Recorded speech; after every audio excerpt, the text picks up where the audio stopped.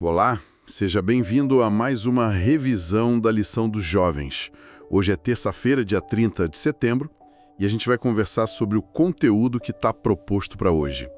E olha, o tema é daqueles bem complexos, que sempre geram debate, né? A tal da conquista de Canaã. E como isso é visto na Bíblia? Tipo, como um juízo de Deus sobre o pessoal que morava lá.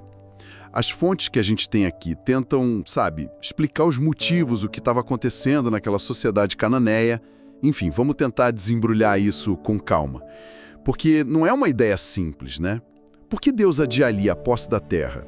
E o que levaria a uma ação tão drástica como a conquista militar? Vamos explorar como as fontes apresentam isso. Bom, um ponto para começar que já chama a atenção. A promessa para Abraão não era de uma terra vazia, né? Deus escolheu Canaã, que já era habitada. Tinha várias nações lá. Isso por si só já indicava conflito no futuro, certo? Por que ir para um lugar assim? É uma pergunta-chave, sem dúvida, e a resposta que as fontes dão está muito ligada ao tempo. O material fala num adiamento bem longo, né? Mais de 400 anos entre a promessa e a conquista mesmo, com Josué.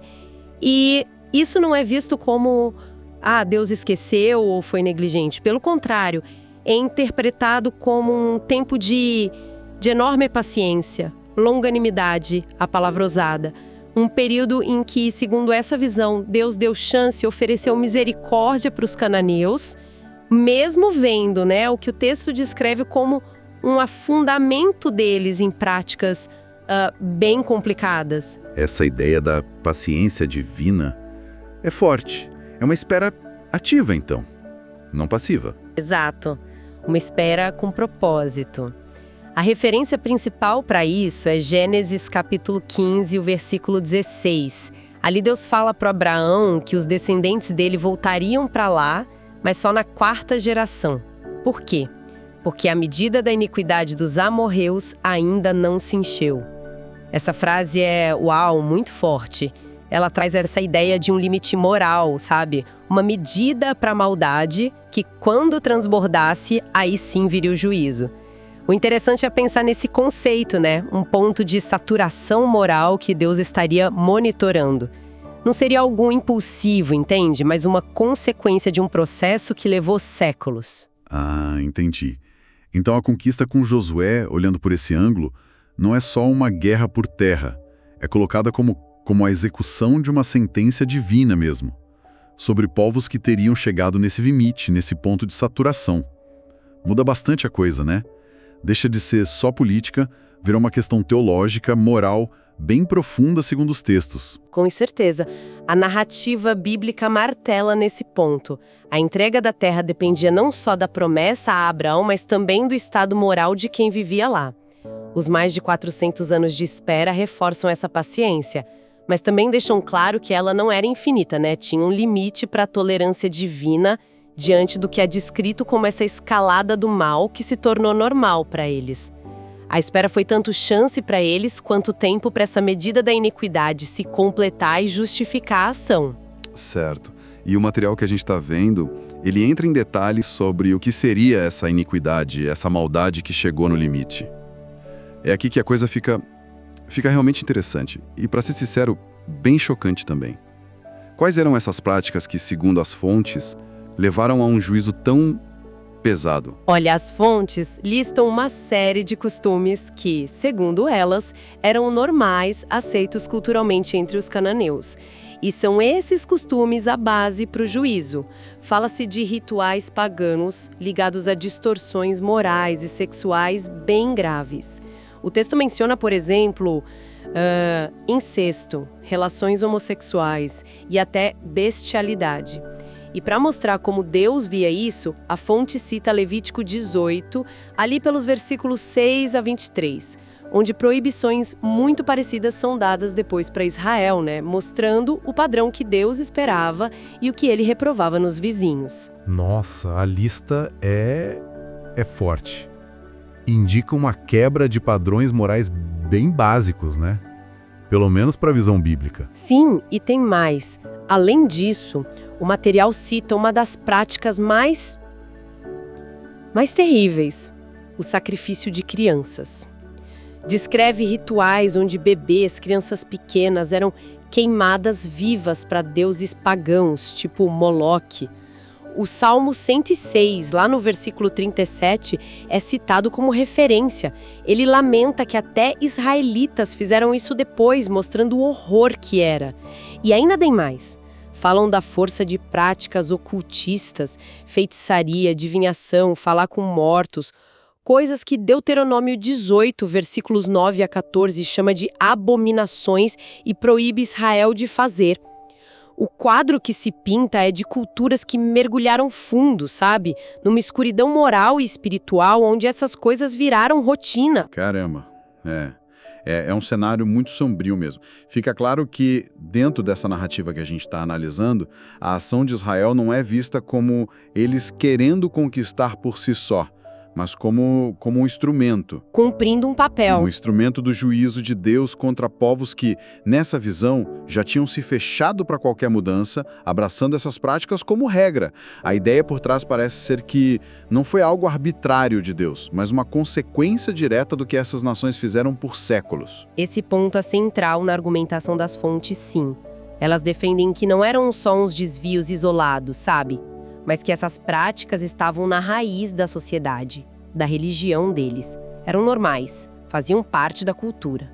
Nesse contexto, a intervenção divina usando Israel é apresentada não como agressão sem motivo, mas como resposta necessária, uma resposta a um estado de corrupção moral e espiritual que chegou no máximo, naquele enchimento da medida da iniquidade. Israel, então, seria o executor de uma sentença divina, não só um povo buscando terra.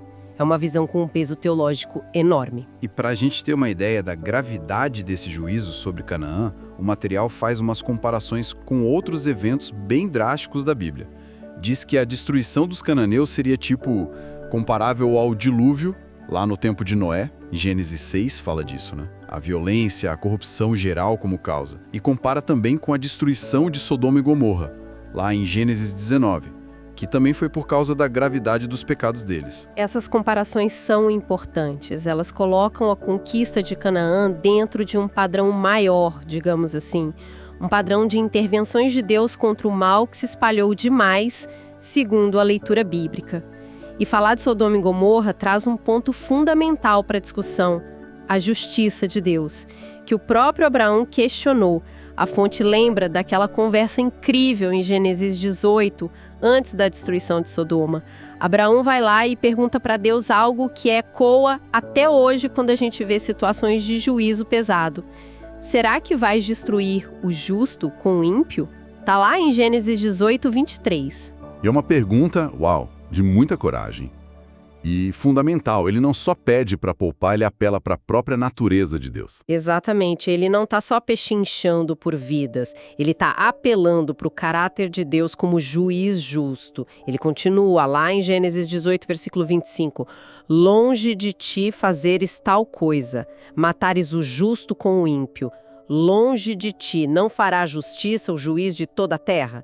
Olha a força disso. Abraão mostra confiança na justiça de Deus e usa essa confiança para argumentar. Ele quer a garantia de que a justiça divina seria seletiva, sabe? Que haveria discernimento, que o inocente não ia ser varrido junto com o culpado, mesmo num juízo em larga escala. Essa intercessão dele vira um modelo de como lidar com essas tensões aparentes na ação de Deus. E essa pergunta do Abraão, feita séculos antes de Canaã, ela conecta direto com a reflexão que o material meio que joga pra gente hoje, né?